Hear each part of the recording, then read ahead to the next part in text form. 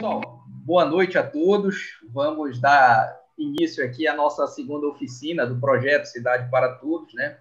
E a minha ideia é conversar um pouco com vocês sobre a parte, né, dos instrumentos normativos e também da legislação brasileira, né, que trata sobre a mobilidade urbana. Tá? Então, eu procurei fazer a apresentação um pouco mais dinâmica, né? Porque essa parte de legislação, às vezes, é um pouco pesada, né? Para nós, engenheiros, eu particularmente não sou muito chegada na parte de legislação, mas, obviamente, é uma questão importante, né? Que diz todas as diretrizes legais da nossa atuação. Tá? Mas eu procurei deixar a apresentação bem leve e sem tantos detalhes jurídicos, sem tantos detalhes técnicos. Aqui vamos priorizar a parte de mobilidade urbana, na qual eu tenho também mais facilidade. Bom, então vamos lá. E fiquem à vontade todos para contribuir, né, na apresentação, tirar dúvidas, é só pedir a palavra que a gente para e vai fazendo os devidos esclarecimentos. A participação de vocês é essencial aqui na apresentação. Bom, então, primeiramente, vamos falar sobre alguns conceitos legais que constam nessas legislações referentes à mobilidade urbana aqui no Brasil. Tá? Então, o transporte urbano, pela definição legal da Política Nacional de Mobilidade Urbana, ele é o conjunto dos modos e serviços de transporte público e privado utilizados para o deslocamento de pessoas e cargas na cidade, dentro das cidades. Tá? Então, é um conceito quase que autoexplicativo, né? Então, o que é transporte? É a movimentação, né, deslocamento entre dois locais, tá? E desde que esses dois locais estejam dentro de um ambiente urbano, né, a gente enquadra isso como transporte urbano, independente de se tratar de pessoas ou cargas. Tá? E a mobilidade urbana, de acordo com essa definição legal, é a condição, né, favorável ou não favorável em que se realizam esses deslocamentos de pessoas e cargas no espaço urbano. Tá? Eu optei para não ficar em grandes detalhes jurídicos aí dessas leis, para não ficar detalhando os artigos, eu optei por deixar o link, né, de todas as legislações que eu vou citar ao longo da minha apresentação, tá? Para que quem tiver mais interessado possa consultar esse material de maneira mais fácil. Bom, então vamos falar um pouquinho sobre a Constituição Federal. Tá? É interessante observar, percebi isso, na verdade, hoje, quando eu estava montando aqui, né, dando os últimos ajustes na apresentação, que esse termo mobilidade urbana, ele é um conceito um pouco mais novo, tá? A nossa Constituição de 1988 não tem esse termo, né? Ele aparece uma única vez. Ele aparece uma única vez em uma retificação da Constituição, digamos assim. Então, ela não traz esse conceito de mobilidade, porém, ela traz o transporte como sendo um direito social, no mesmo nível, né, dos serviços de saúde, educação, lazer, segurança pública, entre outros. Deixa eu só ver que acho que tem gente querendo entrar aqui. Só licença um minutinho, pessoal, estou autorizando aqui o acesso de alguns participantes, tá? Só um minutinho, já continua. Eu pensei na Paulinha, porque a Paulinha é uma pessoa muito especial para mim. Eu fui professora de graduação, depois fui orientadora da especialização, depois fui eu trabalhando. Só aqui para mim conhecer.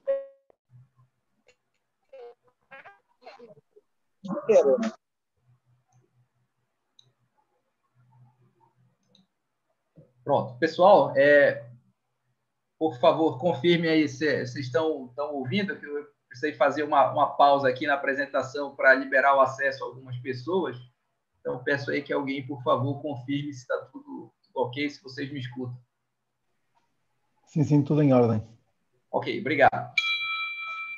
Bom, então, continuando aqui, né? Então, embora a Constituição Federal, né, nossa lei principal, não trate do termo mobilidade, que é um termo um pouco mais recente, ele a Constituição já tratava, né, o transporte como um direito social muito importante no nível de outros tão relevantes como saúde, educação, segurança pública. Tá? E o transporte coletivo, né, cuja organização, de acordo com a nossa Constituição, ela é de competência do município, tá? Ele é um serviço de caráter essencial. Tá? Então, mesmo a nossa lei maior, né, que é a Constituição Federal, ela já trata, já dá devida importância à questão da mobilidade urbana. Tá? E como eu falei há pouco, né, teve algumas pessoas que entraram nesse momento na apresentação, para não ficar falando em detalhes muito jurídicos, falando muita coisa de artigos, de legislação, tá? Eu vou falar as coisas aqui sem citar os artigos, né, que acho que não vem ao caso, mas eu estou dando o link para todas as legislações que eu vou citar ao longo da apresentação, então, né, basta acessar esse local aqui para ter as informações mais completas da legislação. Bom, então, a importância da mobilidade urbana. Tá? O sistema de transporte urbano, né, a facilidade com que as pessoas se deslocam dentro do ambiente urbano, tá? Ele vai permitir, ou às vezes inibir, que as pessoas se engajem nas diversas atividades que são desenvolvidas ao longo do dia. Tá? Que atividades seriam essas? Atividades de ensino, trabalho, lazer, consultas médicas, né, atividade de saúde ou compras também, né? Existem várias atividades diferentes que a gente se envolve ao longo do dia e, normalmente, para a gente chegar a esses locais, né, a gente precisa fazer uso do sistema de transporte, precisa usar os sistemas de mobilidade urbana. Tá? E ela, né, sendo boa, né, a mobilidade urbana funcionando bem, ela contribui fortemente, né, para a qualidade de vida e para o desenvolvimento econômico de uma região. Tá? A gente pode ter aqui um esqueminha que seria o seguinte: se a gente tem uma região, um determinado bairro da cidade, ou falando isso em termos regionais, né, se uma cidade tem um bom sistema de transporte, tá? Sistema de transporte eficiente, esse bom sistema de transporte vai acabar estimulando a implantação de novos empreendimentos naquela região, naquela cidade. Tá? Com isso, favorece a ocorrência do desenvolvimento econômico, tá? E há uma pressão e também recursos disponíveis, né, que vêm dos impostos gerados aqui nessa atividade econômica, fazendo com que o sistema de transporte continue eficiente. Essa situação aqui é onde a gente almeja chegar, né, que aí a gente entra num ciclo virtuoso, né, de virtude, de coisas boas, né, que um bom sistema de transportes proporciona para uma determinada região. Tá? E, por outro lado, quando a gente não tem um sistema de transporte ineficiente num bairro da cidade ou mesmo a nível municipal, tá? Não há grandes estímulos para a implantação de novos empreendimentos. Tá? É difícil as pessoas quererem empreender, abrir serviços, comércios em locais mal atendidos pelo sistema de transporte público, sem sistema viário, sem sistema de transporte adequado. Tá? Então, isso às vezes acaba redundando num processo de estagnação econômica, tá? E não há grandes pressões, aliás, a pressão pode até haver por parte da população, mas não há, né, havendo estagnação econômica, não tem grandes recursos de impostos para que a gente possa investir no sistema viário, né? Então esse sistema ele permanece ineficiente, né? E isso acaba gerando o ciclo vicioso, né, de um vício, de uma coisa ruim. Tá? Então a mobilidade urbana ela é de fato um elemento que ajuda muito, né? Quando ela funciona direito, ela ajuda muito na qualidade de vida da população e também no desenvolvimento econômico dessa cidade. Bom, então eu estruturei aqui a minha apresentação e, licença, pessoal, só mais um pouquinho, vou autorizar mais 2 participantes aqui. Pronto, imagino que já esteja ok. Então, eu estruturei aqui a minha apresentação daqui para frente em cinco grandes eixos de boas diretrizes para a mobilidade urbana, né? E à medida que a gente for conversando sobre esses eixos de boas diretrizes de mobilidade urbana, a gente vai fazendo o devido link com a parte legal, né? Com a parte de legislação, que é o foco da palestra. Tá? E, pessoal, fiquem à vontade aí para pedir a palavra e fazer alguma contribuição, tirar alguma dúvida, né? Esse evento é uma conversa, tá? Eu gostaria de não ficar falando sozinho. Bom, então, a primeira diretriz, a primeira frase para a gente pensar é a seguinte: no trânsito, todos somos pedestres, tá? E sem esquecer dos nossos amigos ciclistas também. Tá? Por que eu falo isso aqui? Bom, olhando um pouquinho a história do desenvolvimento urbano das cidades, tá? Essa imagem aqui, não sei se todos da cidade estão localizando, mas bem aqui é o Forte do Presépio, ou o Forte do Castelo, né, que é o local de fundação aqui da cidade de Belém. Tá? E essa aqui é uma das primeiras ruas que foi aberta, né, aqui na cidade de Belém.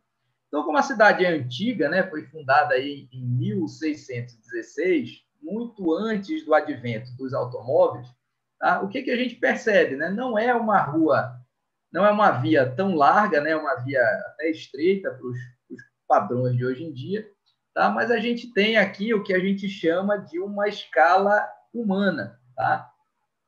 Apesar aqui de ter alguma vegetação aqui na calçada, mas isso aqui é um ambiente agradável, né? Um ambiente que não desestimula o tráfego de pedestres, né? O tráfego de bicicletas. Tá? Já nessa outra foto aqui ao lado, tá? É uma foto de uma avenida de Brasília, né? A capital do Brasil, que foi uma cidade construída do nada nos anos 50, em pleno boom do automóvel. Tá? Então, embora aqui o paisagismo esteja agradável, seja uma região arborizada, a gente percebe que as edificações, né, as casas, os comércios estão muito longe, né, desse eixo viário aqui, desestimulando, né, a prática do caminhar. Tá? Aqui, uma outra imagem aqui de Belém, essa região, isso aqui, essa rua aqui é a Diogo Moya, e essa aqui atravessa 3 de Maio. Foi uma região que foi urbanizada nos anos 90, né, já bem mais recente, né, em relação aqui à construção de Brasília, na época da macrodrenagem da bacia do Una, tá? Mas mesmo nos anos 90, a gente percebe, né, que não houve grandes preocupações aqui, nem com os pedestres, nem com os ciclistas. Tá? A gente tem aqui um predomínio aqui, né, de revestimento asfáltico para o tráfego de veículos, né, e as calçadas aqui, elas existem, mas estão aqui completamente impedidas, né? Tem um material aqui, uma areia aqui nessa calçada, tá? E não há infraestrutura para ciclistas. Tá? E agora uma foto já mais recente, de uma obra agora de 2017, 2018, algo do gênero. Isso aqui é a Avenida Bernardo Saião, né, um dos acessos lá para a UFPA. Tá? E ela já foi construída, ela já foi projetada, né, a concepção dela já foi posterior à nossa Política Nacional de Mobilidade Urbana.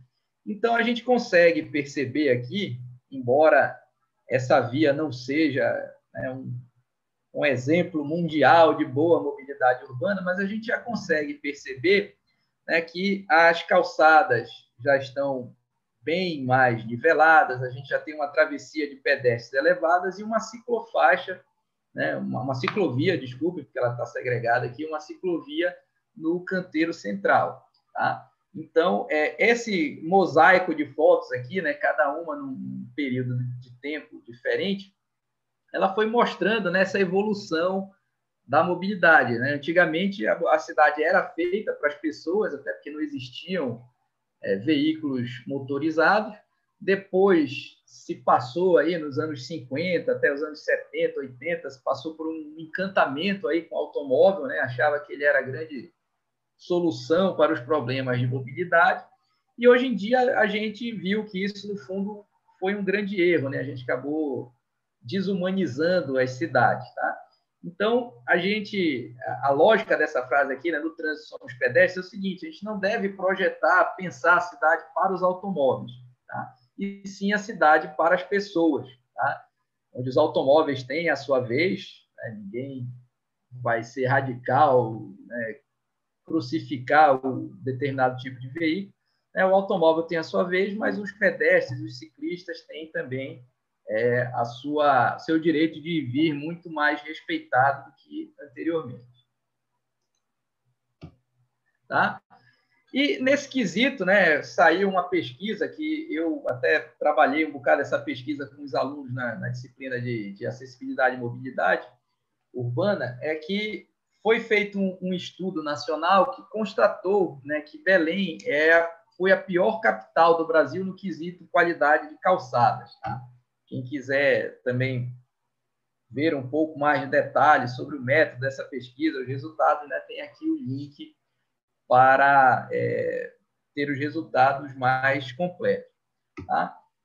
Então, essa outra imagem aqui, já mudando um pouco de realidade, isso aqui é um local bastante conhecido na cidade de Nova York, nos Estados Unidos, que é a Times Square. Então, eles usaram exatamente essa técnica de gestão de mobilidade que eu falei para vocês.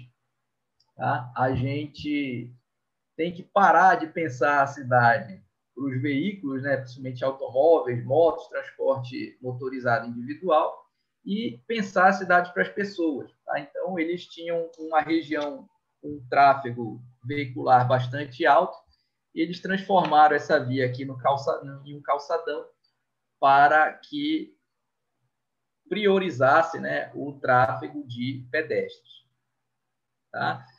Então, aqui, essa foto à esquerda é um exemplo aqui de Belém, né? Então, isso aqui é uma ciclovia na Avenida Marquês de Herval, tá? E isso aqui não é em Belém, é em São Paulo, essa imagem aqui, mas isso mostra, né, uma calçada de qualidade, né? Um projeto de uma calçada bem feito, onde a gente tem aqui a faixa de transição, que está próxima aos lotes. Por que essa faixa de transição? Porque ninguém anda, né, ou pelo menos não deveria andar, se encostando aqui nos muros, né, nos lotes lindeiros à calçada. Tá? Aí tem uma faixa livre, de fato, para ocorrer a circulação dos pedestres, e uma faixa de serviço, tá? Onde a gente coloca, no caso aqui, assentos, arborização, os postes de iluminação pública e demais mobiliários urbanos. Né? Aqui poderia entrar, por exemplo, também, dependendo da largura da calçada, um abrigo de ponto de ônibus. Tá? E também, como estamos falando aqui da parte legal, vale ressaltar, né, a NBR 9050, que trata, né, da acessibilidade, que inclui exatamente essa parte das calçadas urbanas. Tá? Então, aqui no Brasil, de um modo geral, por muito tempo a gente fez planejamento de sistema de transporte sempre pensando nos automóveis. Tá? A gente tem o cuidado de fazer toda a terraplenagem das faixas de tráfego, né? Porque, afinal de contas, um carro não sobe uma escada, né? Um carro não sobe um degrau. Tá? Uma pessoa sem deficiência, ela sobe, mas um cadeirante, né, não sobe degraus também. Então, o mesmo cuidado que a gente precisa ter para projetar uma via de automóveis, a gente deveria ter esse mesmo cuidado, né, para projetar uma calçada. Pessoal, vocês estão me ouvindo? Eu estou falando aqui um tempão sozinho, estou até preocupado de ninguém estar me ouvindo. Estamos ouvindo, sim. Beleza, então. Bom. Professor, eu gostaria de comentar a respeito da ciclovia da Marquês. Pode falar. Estamos aqui exatamente... Eu moro aqui perto, né? Eu moro na Angostura, entre Visconde e Marquês. A gente percebe algo um pouquinho chato aí, porque essa ciclovia da Marquês ela não é bem utilizada, diferentemente da ciclovia da Duque. Normalmente o pessoal gosta ou de andar mais na calçada ou na própria via. Aí outro dia eu parei para perguntar para uma pessoa lá, mas por que em vez de tu sair aqui no meio do carro, tu não vais lá para a ciclovia que fica aí do lado? Aí a pessoa falou, né, que é porque ela é muito cheia de curva, então é mais a pessoa, além da questão da mobilidade em si, tem a questão do tempo que ela vai se deslocar. Então, ao invés dela ficar andando em várias curvas, que ela não é uma ciclovia reta, ela é cheia de meandro. Então, a pessoa acaba tendo uma velocidade menor, ou seja, as pessoas preferem ir ou pela rua ou também pela outra calçadinha lá, do que ir fazendo várias curvas, entendeu? É uma situação curiosa que acontece aqui. Curioso o fato. De fato, na foto aqui tem bastante curvas, né? É que eu imagino... Diferentemente da Duque eu acho que o pessoal usa bastante, mas esse da Marquês o pessoal não está usando como deveria. E também tem a questão que acumula muita água aí também, tudo isso contribui. Exato. Pois é, isso que eu falei que às vezes a gente tem um cuidado um pouco maior com o projeto geométrico das faixas de tráfego para automóveis e deixa esses projetos de ciclovia ou mesmo da calçada em segundo plano. Tá? Essa questão de acúmulo de água, de fato, é um erro de projeto. Agora, quanto à sinuosidade aqui, né, quanto às curvas, eu acho, né, posso estar enganado, que quando essa obra foi feita eu não estava morando aqui em Belém, né, estava fazendo o doutorado, estava morando fora. Mas o que eu vi, né, o que eu li na época, é que isso aqui era mais uma ciclovia, não como a da Duque, da Almirante Barroso, realmente de um tráfego para a pessoa se deslocar para o trabalho. Aqui era uma ideia mais de ciclovia de lazer, né, que seria tipo a Via Parque, que foi o nome da obra aqui, né, que era um canteiro todo arborizado. Então, eventualmente, isso pode explicar, né, o traçado não tão direto assim.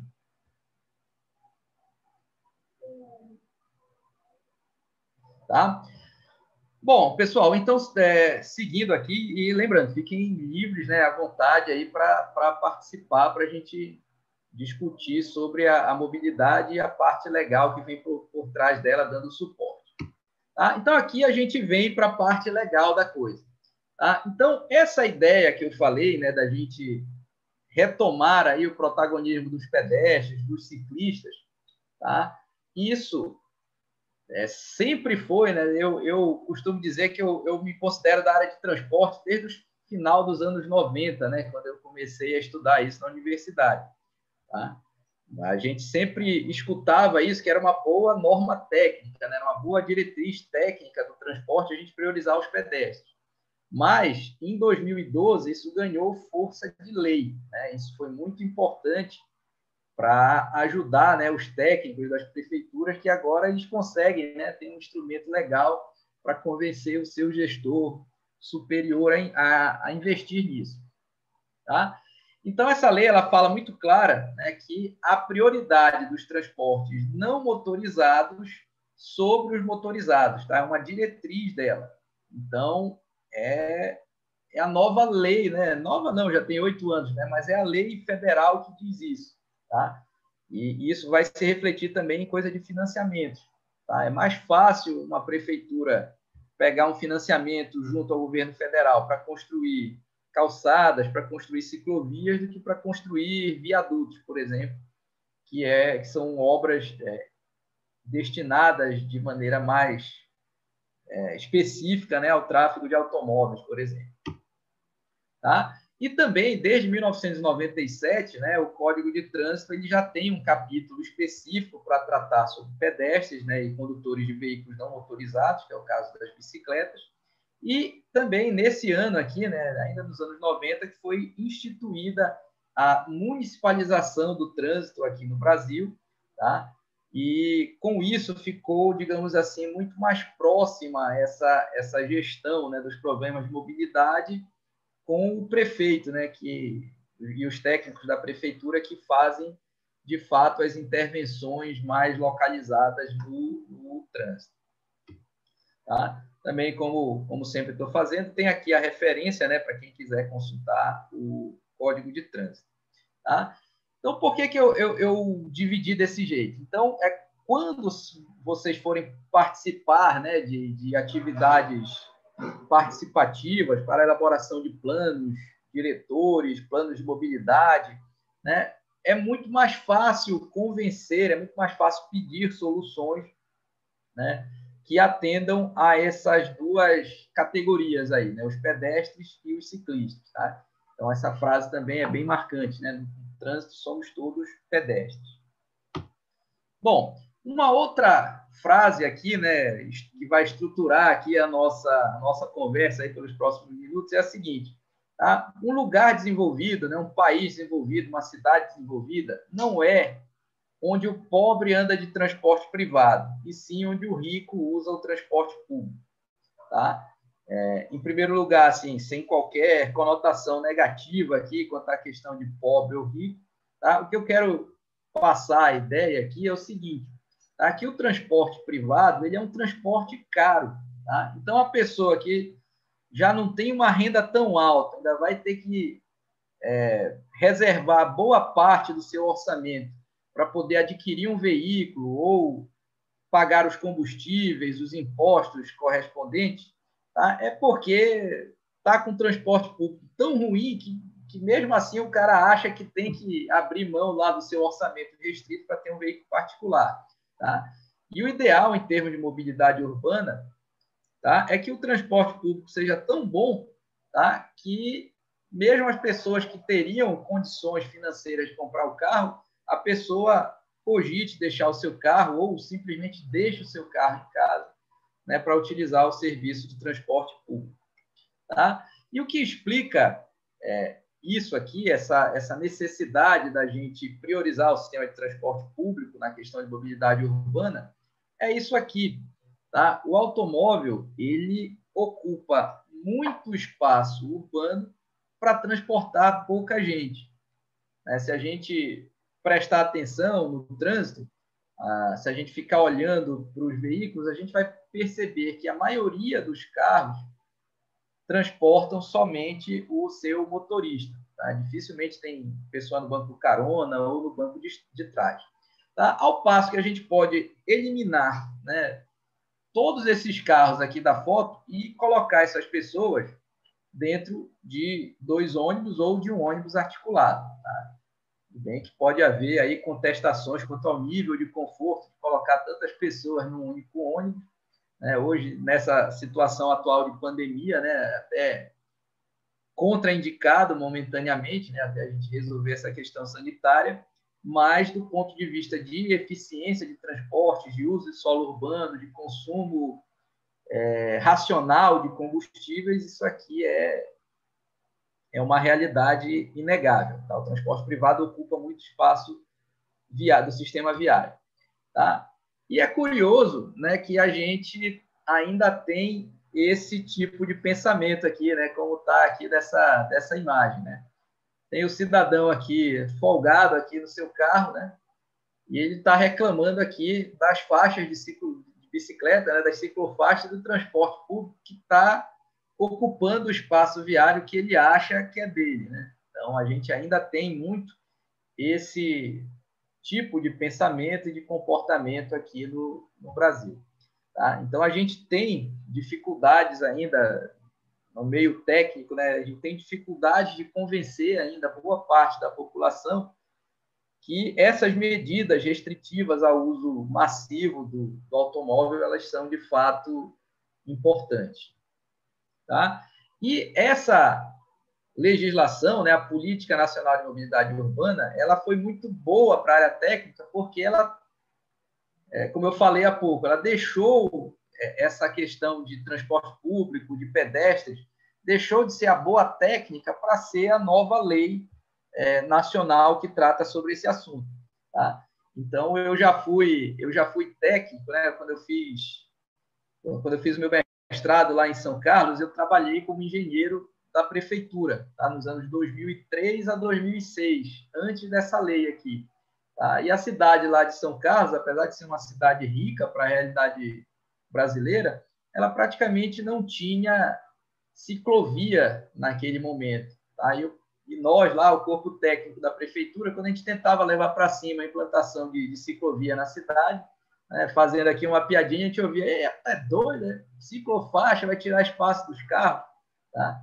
Então, essa é uma mudança cultural que a legislação, dessa vez, ficou do lado da boa técnica. Tá? Agora a gente tem a legislação do nosso lado, precisa agir no sentido da conscientização. Tá? O transporte privado, além de ele ocupar muito espaço viário em circulação, que é o que todo mundo imagina no primeiro momento, né? É o automóvel circulando, é produzindo engarrafamento, é produzindo ruído, poluição ambiental, tá? Ele ainda requer vagas de estacionamento. Tá? Então, a gente tem que dar espaço para o carro andar, ainda tem que proporcionar vagas de estacionamento. Tá? Ao passo que, se a pessoa vai para o centro da cidade, vai trabalhar de transporte público, o veículo fica circulando, né? O cidadão desce e vai andando para o seu emprego, não fica ocupando o espaço urbano. Tá? O uso massivo, né, desse transporte privado, ele gera mau uso do solo, né? A gente acaba tendo que reservar muito espaço urbano para vias de circulação e vias de estacionamento, a poluição ambiental e grande consumo de combustíveis, né? Combustíveis fósseis, que são materiais de uso finito, né? Não são materiais tão facilmente renováveis. Tá? E uma coisa para colocar aqui é o seguinte, né? Carro é caro. Tá? Isso é verdade.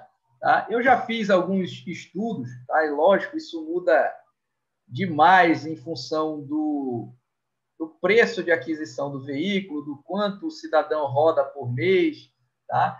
Mas quando a gente coloca todos os custos de um veículo aqui no Brasil, né? Aquisição, combustível, né? Os impostos, né? A pessoa tem que pagar IPVA, licenciamento, manutenção anual, tá? O custo para um carro, entre um carro popular e um carro médio, fica da ordem de R$ 2,00 por quilômetro, tá? Então, eu sempre falo isso para os alunos, que é curioso, que é assim, quando a gente entra no transporte público, né, a gente gasta o dinheiro naquele momento. A gente tem que pagar lá as cédulas ou moedas para o cobrador, então passar lá o nosso bilhete eletrônico, que vai ser descontado na hora.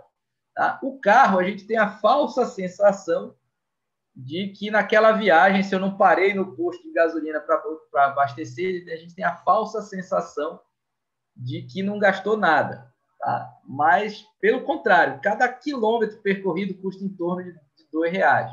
Tá?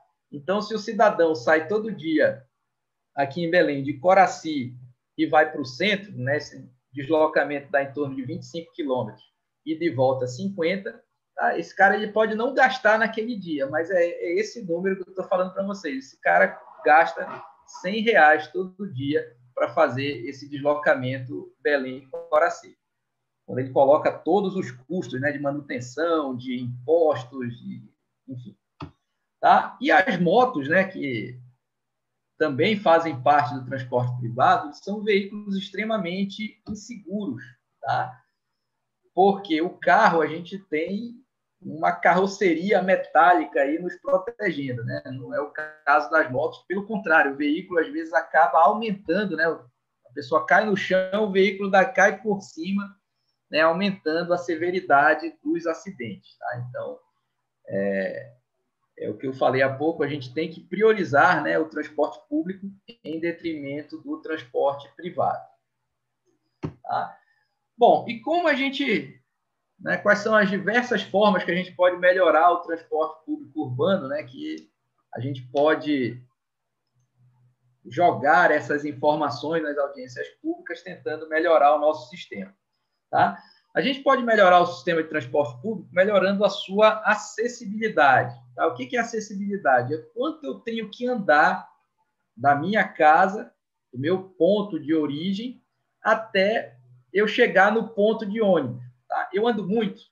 Tá? Qual é a qualidade dessa minha caminhada? Eu ando por calçadas pavimentadas, niveladas, sem grandes buracos. Tá? Isso é acessibilidade. Tá? O quão perto o sistema de transporte está da minha residência, está do meu local de destino, meu local de estudo. Tá? Como é que está a condição dos veículos? Tá?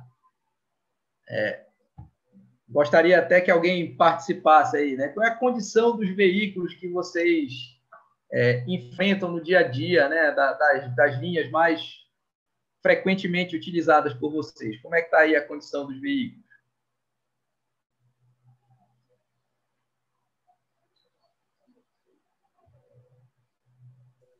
Tá tão ruim que outro dia rasgou minha calça e um dos assentos, que ela ficou presa lá no negócio que estava no metal que estava exposto, acabou rasgando a calça aqui na lateral. É isso aí. Então, o que eu vou comentar aqui são diversas maneiras que a gente pode melhorar. Tá? Melhorar o veículo já dá, digamos assim, um upgrade na qualidade do sistema, mas não resolve o problema. Tá? É um conjunto de medidas aqui, né? Não adianta o cara pegar um ônibus 0 km, ele vai ter que andar 2 km para sair da casa dele para chegar no ponto, ou seja, ele estaria com uma acessibilidade ruim. Bom, eu vou falar aqui pelo bairro de onde? Alô? Diga, pode falar. Boa noite. Boa Cheguei noite. Um pouco atrasada, né? Tudo bem, fique à vontade. Atrasada. A Elza, estou aproveitando uma situação que a minha neta vai casar, a gente está aqui nos preparativos, tá? Mas eu quero dizer assim, realmente, as condições do nosso transporte aqui no bairro do Tononé é de péssima qualidade, os ônibus estão caindo aos pedaços, né? É claro que eu observo, né, que para nós seria melhor o coletivo, porque, como você acabou de falar, o custo é muito grande, porque quando a pessoa tem uma mera ilusão de que quando ele tem um carro particular, que ele tem que fazer todo dia um trajeto com o carro dele, ele tem um custo muito enorme no final do mês. Dúvida. O certo, o ideal é um transporte público mesmo, né, para a população, mas que fosse de qualidade. Eu não vejo aqui em Belém você pegar um ônibus que seja de qualidade. São péssimos, estão caindo os pedaços. Caindo os pedaços, como quero dizer, a coisa mais clara. E assim, não atende toda a população. O bairro do Tenoné é muito grande, uma população muito grande, e tem pessoas que vêm lá de dentro, tipo de sítios aqui atrás da onde eu moro, ele anda um quilômetro para chegar até a parada do ônibus. Acessibilidade, aí já fala da acessibilidade. Então, não é fácil, não, porque não tem condição. Não tem nem esses carrozinhos que chamam de van, nem isso entra onde o pessoal mora. Então, a acessibilidade é muito grande para essas pessoas. Uma situação muito crítica para elas. Se eu que moro bem mais próximo, eu digo assim, mais próximo, mas eu ando uns 3 ou 4 quarteirões para me chegar até no ônibus, agora veja só. Né? Então, não é fácil, não. Precisamos, sim, de um transporte público, mas um transporte público de qualidade, né? Que a gente possa andar com segurança. A gente não anda com segurança. Aí você passa por outras coisas. Se você sai de madrugada da sua casa, você corre o risco de ser assaltado, porque aqui acontece muito assalto das pessoas que saem 5 horas da manhã e a segurança não tem essa segurança, porque os policiais estão tudo dormindo, não estão cuidando da segurança pública, e aí o povo é tomado por assalto, por assassinato. Então, tem todas essas questões aí para te chegar até o transporte público. Perfeito, perfeito. É isso aí. Bom, a senhora tem razão, a gente daí chegar nesse que seria a próxima frase aí, né? A mobilidade é um assunto extremamente transversal, né? Várias coisas influenciam nela. Tá? Tô gostando das participações aí. Fiquem à vontade aí para participar enquanto eu vou falando aqui do outro. Então, outro ponto que é sempre passível de melhoria no transporte público é a questão da frequência de atendimento. Tá? É muito desagradável o cidadão chegar no ponto de ônibus e ter que esperar 25, 35, 45 minutos para o ônibus passar. Tá? Essa frequência de atendimentos é sempre algo passível de ser melhorado, obviamente também vendo a demanda da linha, né? Porque há a necessidade de haver aí um equilíbrio, né, entre a quantidade de passageiros pagantes e o serviço ofertado. Outra coisa que dá impacto, né, na qualidade do transporte público é a condição dos pontos de ônibus. Tá? Pouquíssimos aqui em Belém têm assentos e abrigos, né? E também aqui a gente não pode sempre apenas culpar o poder público, né? A gente, às vezes, até vê a instalação de pontos, mas aí vem a população e faz uns vandalismos sem menor sentido, né? Acaba degradando aí um patrimônio que atende aos usuários do transporte. Outra coisa é o tempo de viagem, né? Que também, obviamente, todo mundo quer viajar, fazer o seu deslocamento urbano no menor tempo possível, tá? E isso é conseguido, né, mediante a implantação de faixas exclusivas, por exemplo. Tá? Aqui em Belém, a gente teve implantações recentes, aí, acho que 2017, 2018, na José Malcher, Conselheiro e Castelo Branco. Tá? O sistema de informações, tá? Isso, para mim, é extremamente falho aqui no sistema de Belém, né, que hoje a gente está vivendo numa sociedade cada vez mais tecnológica, né? Inclusive, estamos todos aqui reunidos, né, pessoas em bairros diferentes, em cidades diferentes, em continentes diferentes, estamos reunidos aqui pela tecnologia, né? Então, como é que eu estou conseguindo conversar com pessoas que estão em outro país e eu não consigo saber que horas o meu ônibus vai passar aqui em Belém, né? Então, nosso sistema de informação é muito fraco. Tá? A lotação, tá? É lógico, é extremamente desagradável andar em veículos com lotação muito grande. Tá? A conectividade, tá? O que é isso? O nosso sistema aqui em Belém ainda não é integrado, não há integração tarifária. Então, se eu saio do Tenoné, como a senhora falou, e quero ir, sei lá, para a Cidade Nova, imagino que não haja uma linha direta. Eu vou precisar descer em algum ponto para fazer a integração. Aí, com isso, há necessidade de se pagar outra passagem. Tá? Também não é o ideal, sem dúvida. Tá? Confiabilidade. Confiabilidade, eu tenho confiança, tenho convicção de que se eu for para o ponto de ônibus, o meu ônibus vai passar. Né? A primeira pergunta é essa. E a segunda, se ele passar, ele vai passar no horário? Tá? É isso que é a confiabilidade. Pode sempre ser melhorado. Tá? Temos o comportamento dos operadores, né, dos motoristas e dos cobradores, né, ideal que eles sejam corteses com a gente. Tá? Coloquei um asterisco também que a gente tem que olhar o lado deles. Tá?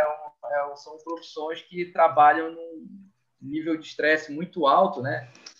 Os motoristas de ônibus, né, trabalham aqui na nossa região, clima quente, trânsito engarrafado, trabalham aí isso por 6, 7 horas por dia, é bastante desafiador.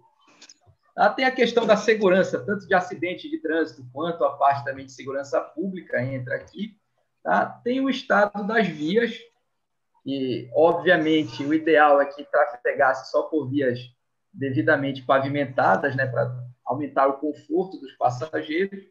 E tem o valor da tarifa, que pode ser considerado justo ou não, né, de acordo com o serviço que é ofertado. Tá? Então, todos esses 13 pontos que eu coloquei aqui, eles são passíveis, né, de pedidos de melhoria para o sistema de transporte, são coisas que são mais rápidas de ser atendidas, um ponto desse de cada vez, assim, é mais fácil de ser atendido, né, pelo poder público, numa audiência pública, numa coisa menor, assim, são coisas mais pontuais, mais fáceis de ser resolvidas. Bom, então, aí, de novo, voltando, né, ao vínculo que eu estava fazendo com a questão legal. Então, primeiro, eu estava convencendo, né, tentando convencer a vocês da importância do transporte público em detrimento ao transporte privado, e agora vem o suporte legal. Né? Então, a prioridade do serviço de transporte público coletivo sobre o transporte individual motorizado também é uma diretriz da Política Nacional de Mobilidade Urbana. Tá?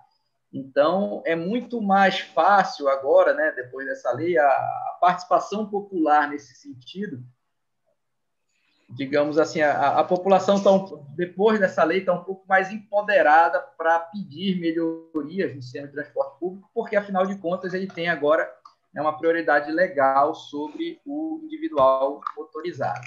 Tá? E também a integração entre os modos de transporte público, ela é uma diretriz da Política Nacional de Mobilidade Urbana. Tá? Também acredito que uma falha forte aqui do sistema local aqui de Belém. Tá? Bom, antes de passar para o próximo ponto, né, eu queria fazer literalmente aqui um parênteses. Tá?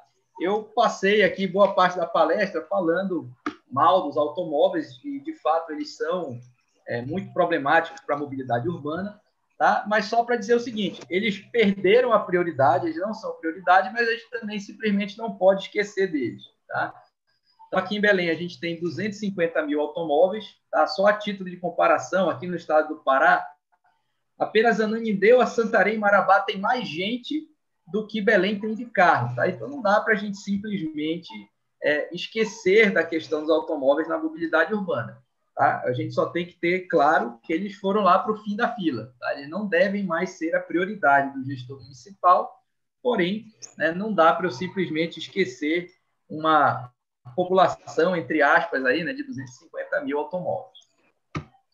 Bom, um terceiro eixo aqui, né, que eu gostaria de falar com vocês, que até já foi adiantado aí, essa questão que a mobilidade urbana ela é transversal, ela não é apenas transporte. Tá? Então, uma boa mobilidade urbana, ela requer, por exemplo, um bom sistema viário e o sistema de circulação.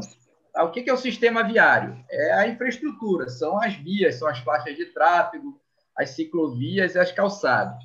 E o que é o sistema de circulação? São as regras do jogo ali, é definir se a rua é mão dupla ou mão única, se é estacionamento permitido ou proibido, a sinalização viária, está tudo dentro, né, desse sistema de circulação. A boa mobilidade urbana ela requer um uso racional, um uso inteligente do solo urbano. Tá? Vou deixar para comentar isso mais na frente. Tá? Ela requer também educação para o trânsito, tá? Requer que as pessoas conheçam as leis de trânsito, se portem de maneira adequada, de maneira a visar a segurança, e também fiscalização para coibir, né, as infrações de trânsito, ou fiscalização do sistema de transporte também, né, para coibir viagens não realizadas, o motorista que queima o ponto de ônibus, enfim. Tá? A mobilidade precisa de fiscalização. Tá?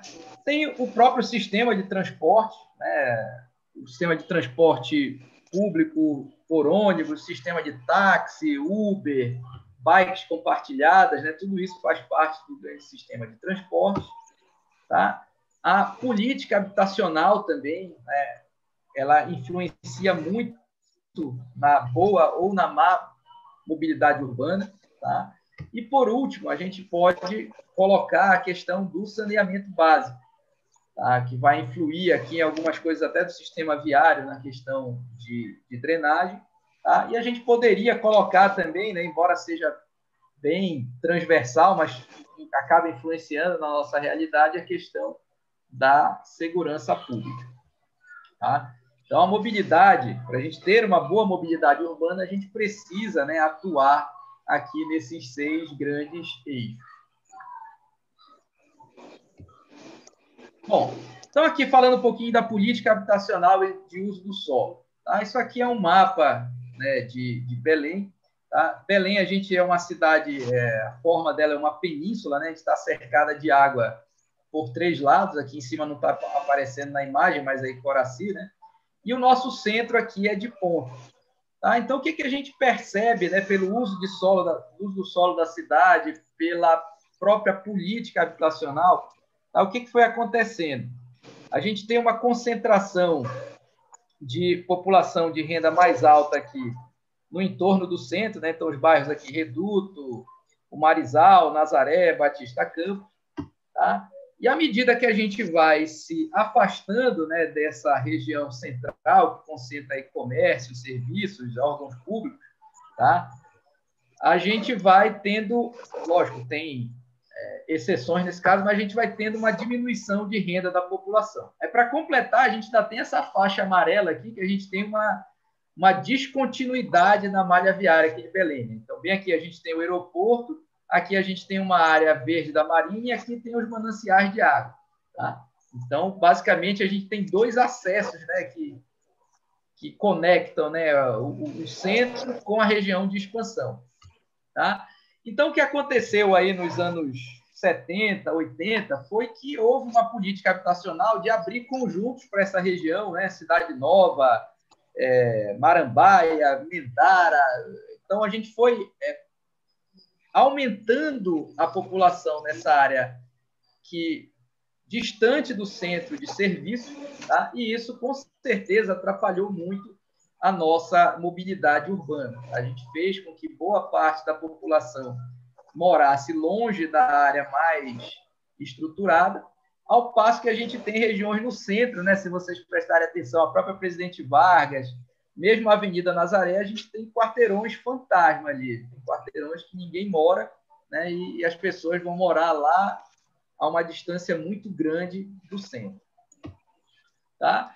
E hoje em dia, só a título de curiosidade, o conceito mais moderno é exatamente o oposto. É o conceito da cidade de 15 minutos, né? Onde o cidadão, perto da casa dele, ali, com 15 minutos de caminhada, ele possa ter o conjunto todo de serviços urbanos de saúde, a escola para os filhos, né? Eventualmente seu próprio local de trabalho, atividades de lazer, tudo isso dentro de um raio pequeno. Tá? Então, esse é o novo conceito, né, de uso de solo, de ocupação de espaço urbano, que esse tipo de conceito favorece muito a mobilidade. Tá? Então, às vezes, em audiências públicas e regiões mais carentes da cidade, paralelamente ao pedido de melhoria de transporte, o pedido de melhoria de serviços públicos, de instalação de postos de saúde, de escolas, de atividades de lazer, de praças, né? Isso mesmo já reduz a necessidade de viagens de grandes distâncias dentro da área urbana. Tá? Então, aqui, de novo, né, aí eu falo, né, canto a bola para o assunto, chamo a atenção para a importância dele e depois trago dentro do contexto legal. Né? Então, essa integração com as políticas de desenvolvimento urbano, políticas setoriais de habitação, saneamento básico, planejamento e gestão do solo, tá? A gente fazer isso de forma integrada com a mobilidade, ela é uma das diretrizes da Política Nacional de Mobilidade Urbana. Tá? E também o Estatuto das Cidades, tá? Uma lei que apareceu pela primeira vez agora, tá? Ela também fala sobre a necessidade da gente integrar diversos ramos, né, do planejamento, né, uso do solo, sistema viário e mobilidade urbana, para que a gente consiga ter cidades eficientes e sustentáveis. Tá?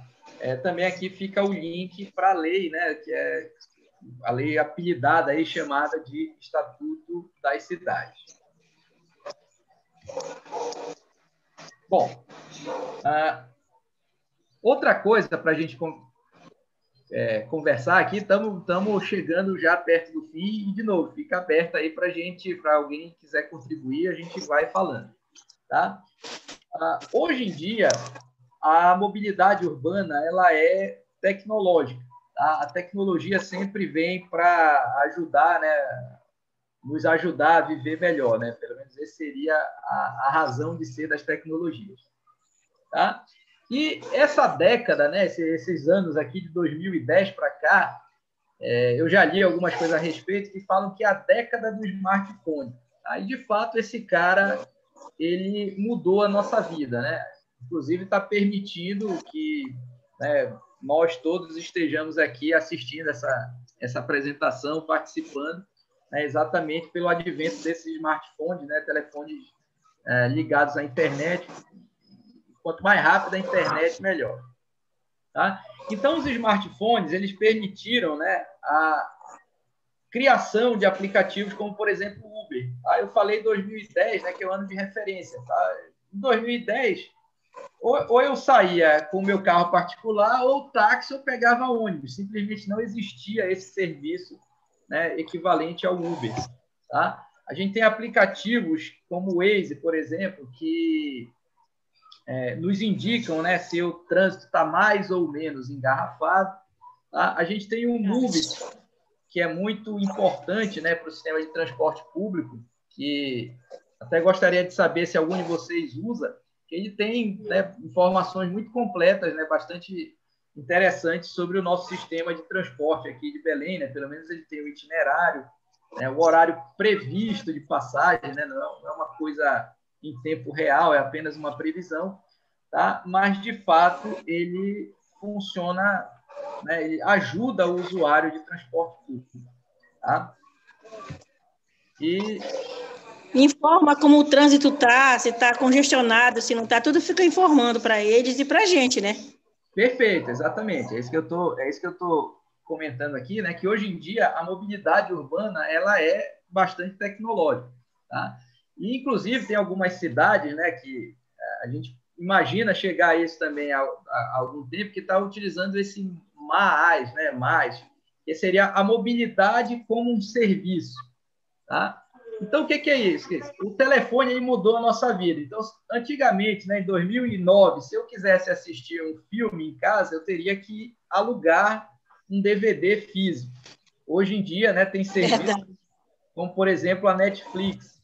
Tá? Em 2009, se eu quisesse ouvir uma música, eu tinha que ir numa loja e comprar um CD. Né? Hoje a gente escuta em aplicativos de streaming. Baixa e escuta. Com a mobilidade é a mesma coisa, né? Hoje em dia, já não há uma necessidade do cidadão ter um carro, né? Ele pode chamar com uma comodidade muito grande através do seu telefone, né? Esses serviços como o Uber, verificar como é que está o Moovit, né? Alugar. Aqui em Belém, infelizmente, não deu muito certo o serviço, né? Mas tem aquele serviço de bikes compartilhados. Tá? Então, tudo isso, né, pode estar à mão, né?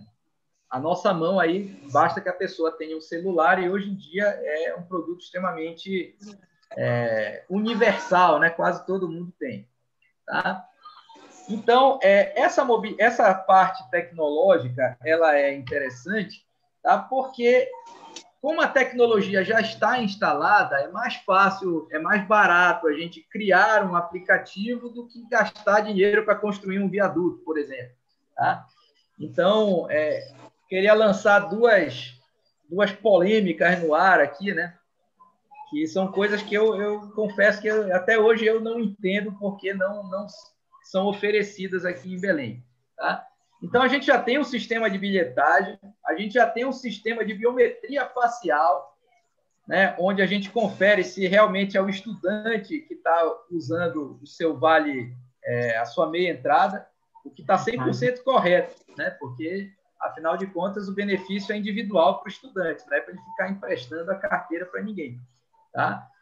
Mas, assim, como é que a gente tem essa tecnologia, né, de biometria facial, né, tem o validador embarcado no ônibus, tem o cartão, como é que a gente não faz integração aqui em Belém? Tá? Em qualquer outra capital do Brasil, basta a gente passar num segundo ônibus, né, dentro de um determinado horário, que a gente não paga a segunda passagem. Tá? Pois é, eu sempre questiono isso também, porque assim, aí como é que o nosso cartão fica bloqueado por 15 minutos, se a gente for de um ônibus para outro, e não pode passar de um ônibus para outro, para aquela questão das 2 horas, a usar quantos ônibus pudesse. A gente fala, não tem tecnologia. Mas Portugal já gastou milhões de reais com tecnologia facial, porque não é uma coisa barata, e uma coisa simples assim. Então, cara, assim, é aquela questão do João sem braço, né? Tu não tem justificativa e tu inventa uma história para isso. Se ficar bloqueado por 15 minutos é porque está integrado os sistemas, já que eu não pego do mesma empresa de ônibus. Essa é a conversa furada, né? Papo furado. Isso é... Uma interrogação, né? Sim, isso aí... Uma interrogação, porque... A gente não sabe, porque quando esses 15 minutos tem que passar, a gente fica parado, como ele acabou de dizer, se está interligado, está toda uma tecnologia, a gente não entende, porque a gente sobe no outro ônibus, desce de um, coletivo vai para outro, aí tu fica parado porque tu não pode passar, porque tem que esperar 15 minutos, 10 a 15 minutos. A gente não entende essa tecnologia. Não, perfeito, perfeito. Eu também não entendo. E queria lançar isso aqui. Eu sou professor da universidade, eu sempre lanço esse desafio aí para os alunos, né? Desafio não, solto isso no ar, porque realmente não temos justificativa para isso. Qual é a história da tecnologia? Espera aí, como é que é a história da tecnologia? Eu não entendi direito. Só para ver se eu consigo. Não, o que eu estou dizendo é o seguinte, é que a gente já tem a tecnologia... Não, os 15 minutos aí que ela está dizendo. Ah, sim, é para evitar... esse lance dos 15 minutos, mas é o seguinte, é para evitar mau uso, né?